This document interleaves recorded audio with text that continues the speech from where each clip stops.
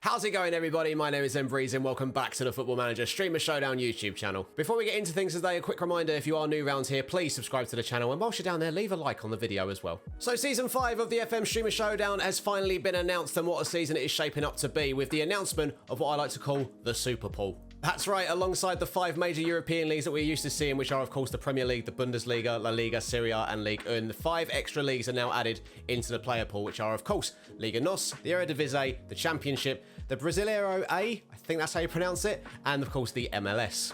And with this announcement, I thought it would be a good idea to sit down with you guys and talk about the 5 things that we could well see in this season's FM Streamer Showdown. Let's kick things off with number 5. So with these new leagues, that obviously means that there are a bunch of new players that are now available to the managers, in some cases, for the very first time in the Streamer Showdown. You obviously have the likes of Darwin Núñez from Benfica, Anthony from Ajax. If you're looking for someone who's deadly from set pieces, you've got Harry Wilson from Fulham in the Championship. If you're looking for a bit of a bargain striker, might I recommend Joseph Martinez from Atlanta United in the MLS. And that's just 4 players off the top of my head. That's before we even get to those bargain Brazilians from the Brazilian League. I really believe that this season we'll see a new superstar born in the Streamer Showdown. So we've spoken about that with new leagues brings new players. Well, with new players could also bring new drafting strategies, new tactical setups. I mean, we've seen someone like Zealand have great success in the past with some of his more narrow formations and his more out there draft picks. You've also got Clates, who likes to use his big meaty men. He's one of those guys, you know, the taller the better as far as Clates is concerned. And of course you got Kev, who just does what his chat tells him to do, apparently. Those 3 are undoubtedly going to be 3 of the strong favourites going into this season's showdown, but will the bunch of new players that are on offer to them maybe change the way they're thinking in terms of who they're going to draft, when they're going to draft them, and how they set their teams up tactically?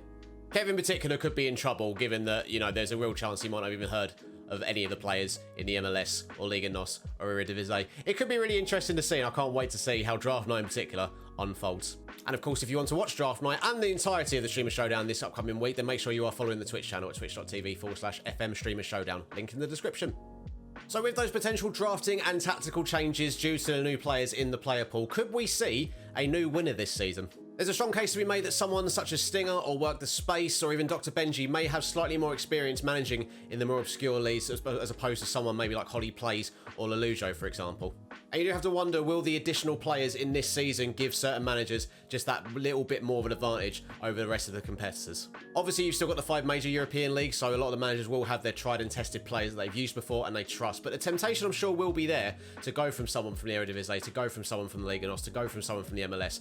And maybe, just maybe, going with, for some of those managers going with an untested player or two, it may well affect them going into the tournament. And this could well pave the way for someone new to come along and win their first ever showdown crown. So after all the announcements of the weekend of who's going to be involved and what the player pool's going to be, there's still one burning question remaining. What's the budget? That's right, the one thing we don't know yet is the actual budget for the draft, and this is something that could drastically change how draft night plays out and how the rest of the tournament plays out. If it was a smaller budget, will the managers cope better due to there being other leagues there and potentially more bargains to be had? Or will they prefer a bigger budget so they can actually guarantee themselves some world-class talent within their squad and again go for those more tried and tested players, people like Erling Haaland and Kylian Mbappe. Maybe not Kylian Mbappe, he's been terrible in showdowns previously.